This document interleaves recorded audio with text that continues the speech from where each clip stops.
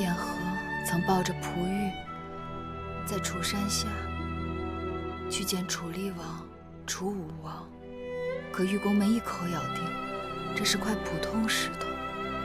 结果两代君王均以欺君之罪砍下了卞和的左右脚。卞和抱着璞玉在楚山下痛哭了3日3夜，眼淚流干了，流淌在宝玉上的全是血。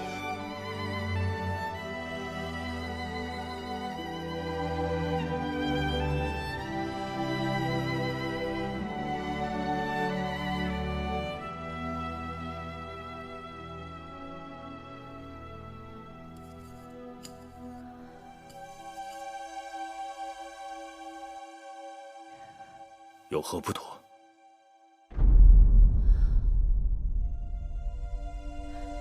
快过，把它拿走。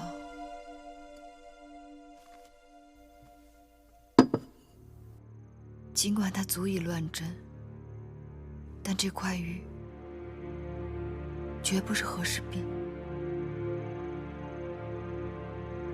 这的確是難得一見的美玉，做工精巧，白璧無瑕，在我秦宮裡也很難找出同樣品格的好玉。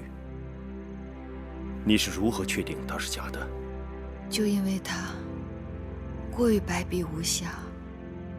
大王，臣妾剛剛提到過，卞和曾抱着璞玉，在楚山下痛哭了3日3夜，和氏璧上沾滿了他的血淚。此玉有靈性，卞和的血淚即刻沁入玉中。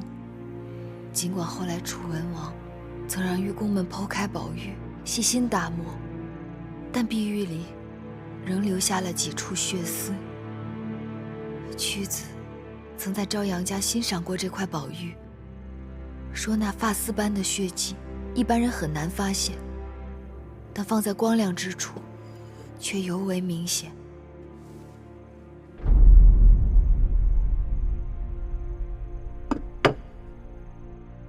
如此說來，果真不是和氏璧。是誰這樣處心積慮？和氏璧本是獨一無二的珍寶，豈容混淆？那人這麼做，一定不僅僅是為了牟利。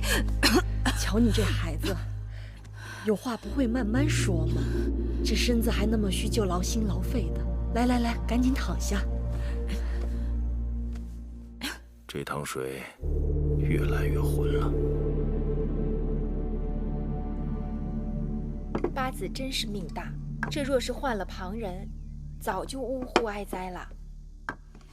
妹妹別太傷心了，調養段時間，身子會好的。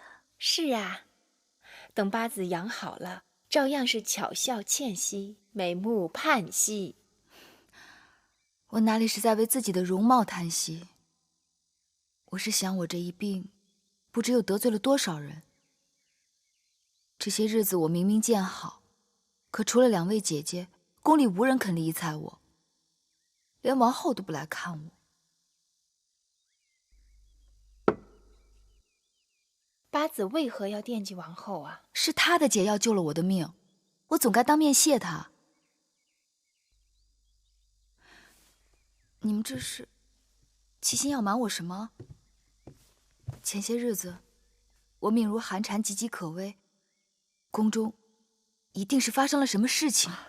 女醫治說了，你全身經脈均傷，要心無旁騖才能調養好。等過些日子你腿腳利落了，再知道也不遲。姑姑這麼一說，我就更躺不住了。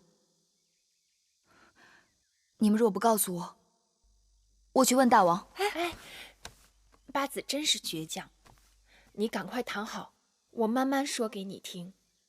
你呀，就不要想着惦記王後了，更不要在大王跟前提及王後。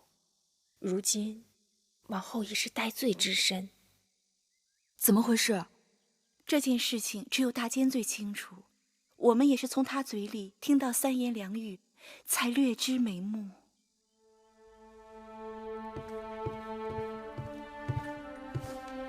拜見大王。基地免禮。聽說芈八子已無大礙，恭喜大王。雖然已經好些了，但身子還是過於虛弱，仍需要靜養。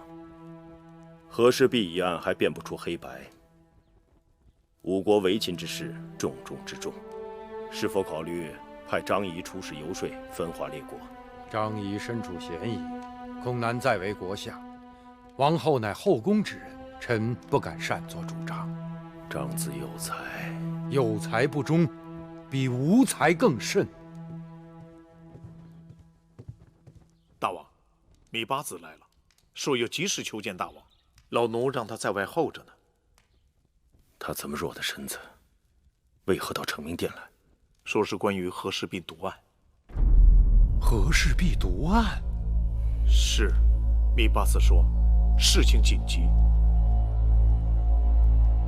讓他進來。是。臣告退。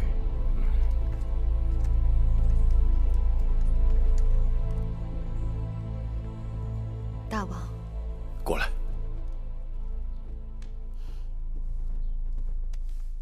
这手冰涼的，快烤烤火吧。母監，端碗熱水過來。是。玉兒沒事。沒事？這麼弱的身子，這麼冷的天，還往外跑？臣妾只是想到了那個案子，實在在交房殿躺不住了。你身子不好，就別為這事情費心了。這一日躺着無事，就這案子的情形，我問了宮中的姐妹和相關之人，才知道此事不僅牽涉到王後，還牽涉到了國相張儀。不錯，臣妾以為那個中行期很可疑，應該重新審他一次。可是太晚了。上午雍瑞來稟報，說那中行期在獄中打碎陶罐，割腕自殺。寡人讓雍大夫即刻重審那犯誥，得到了些新口供，但是聽起來都是胡言亂語。他說了些什麼？他說中行期曾叮囑他，這塊玉無論多少人出價，到最後只能賣給一個人。那人恐怕是張子。正是。但此玉若是張儀出售，並通過你之手哄抬市價，為何到最後又要返回到張子之手？這豈不是用子之矛，攻子之盾？這就對上了。你看出來什麼？大王明鑑，既然那和氏璧是假的，那麼關於中行期所說的張子如何盜取和氏璧，如何變賣和氏璧之事，皆應當是假的。你先歇歇。